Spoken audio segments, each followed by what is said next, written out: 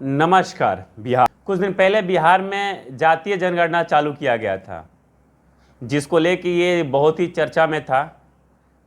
और बहुत ही हल्ला गोली चला था बिहार सरकार के प्रति। बहुत लोगों ने बिहार सरकार के खिलाफ आवाज़ उठाई थी, जिसको लेके पटना हाई कोर्ट ने जातीय जनगणना को बैन कर दिया। पर बिहार सरकार इस पे शांत कहाँ रहने वाली है। बिहार सरकार फिर उठ के चली गई पटना हाई कोर्ट, ताकि फिर से जातीय जनगणना चालू कर दिया जाए। बिहार सरकार अपने मुंह उठा के पटना हाई कोर्ट गई ताकि जातीय जनगणना चालू कर दिया जाए, तो बिहार सरकार को वहाँ भी मुंह के बल गिरना पड़ा। कि हाई कोर्ट ने फिर खारिज कर दिया, बोला कि इस पर अपने जो भी पुराना डाटा एकत्रित किया है उसको भी आप बाहर नहीं निकालेंगे और उसका पूरा ब्यौरा, पूरी जानकारी मुझे चाहिए, हाई कोर्ट का कहना है। अब हमें ये नहीं समझ में आ रहा है कि बिहार सरकार को आखिर में क्या इतनी जल्दी है, क्यों इतनी जल्दी है जातीय जनगणना के लिए। वो अपना वर्चस्व दिखाना चाहती है क्या किसी जाति एक को लेके?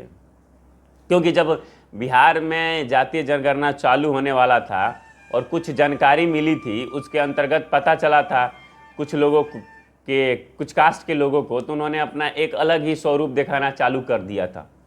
खैर, ये बात हम नहीं करेंगे, इस चीज़ की यहाँ कोई बात नहीं है। करते हैं जातीय जनगणना पे। जहाँ तक बिहार सरकार का कहना है कि जातीय जनगणना होगा, उसके बाद बिहार में बहुत डेवलपमेंट होगा, बिहार बहुत आगे जाएगा। वैसे बिहार अभी आर्थिक व्यवस्था के रूप में कितने पीछे, ये हमें बताने की ज़रूरत नहीं है, सबको पता है।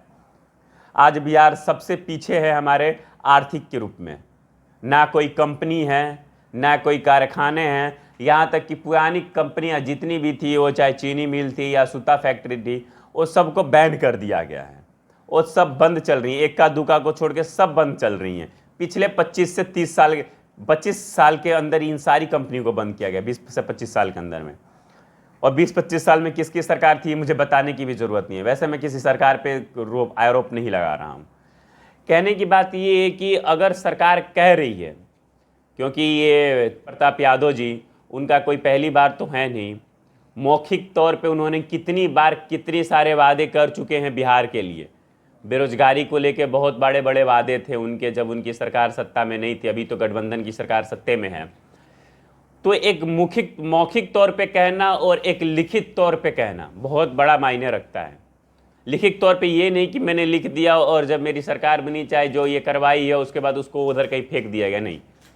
अगर ऐसा कुछ है, जातीय जनगणना करने से अगर बिहार आगे जा रही है, अगर जातीय जनगणना करने से बिहार में डेवलपमेंट हो रहा है, तो जातीय जनगणना जरूरी है। इससे किसी भी जाति को किसी प्रकार का अंदर से बुरा महसूस होने वाली कोई बात ही नहीं है, क्योंकि अगर बिहार में डेवलपमेंट हो रहा है तो ज़रूरी है। परंतु अगर आप एक राजनीतिक गेम खेल रहे हैं, जैसे कि पता ही है आप लोग, बिहार जाति सूचक पे जाना जाता है, बिहार की राजनीति जातियों से ही शुरुआत होती है। तो अगर बिहार में ऐसा कुछ कर रहे हैं कि यहाँ इस जाति की, जैसे जाति जनगणना होगी, इसके अकॉर्डिंग पता चलेगा किस गांव में या किस विधानसभा क्षेत्र में किस जाति के लोग ज़्यादा हैं, जिसके अकॉर्डिंग इनको पता चलेगा कि चलिए यहाँ पे ये ब्राह्मण कास्ट के लोग ज़्यादा हैं, तो वहाँ से ये सरकार ब्राह्मण कैंडिडेट खड़ा करेगी। वहाँ हरिजन कास्ट है, वहाँ हरिजन कैंडिडेट खड़ा करेगी। वहाँ क्षत्रिय हैं, वहाँ यादव हैं, जहाँ जिस प्रकार के जो कास्ट होंगे उस कास्ट के लोगों को वहाँ पे कैंडिडेट बना के खड़ा किया जाएगा। तो ये एक राजनीतिक नाजायज फायदा उठाना हुआ जातीय जनगणना का। तो अगर इसलिए आप कर रहे हैं तो बहुत गलत बात है। बाकायदे अगर बिहार डेवलपमेंट हो रहा है, बिहार आगे बढ़ेगा, तो लिखित तौर पे दीजिए याचिका, और लिखित तौर पे आप दीजिए कि हाँ बिहार डेवलपमेंट होगा। इस बात की जानकारी एक नीरज बस जी हैं, जो सुप्रीम कोर्ट के वकील हैं, उनके ट्वीट से पढ़ी। मैंने उनके ट्वीट देखा और ट्वीट देखने के बाद मुझे पता चला, मैंने सोचा इस बात पे थोड़ी अपनी भी राय आप सबके साथ शायर करूँ। क्या राय है जातीय जनगणना को लेके, कमेंट बॉक्स में ज़रूर बताइएगा। जय हिंद, जय बिहार।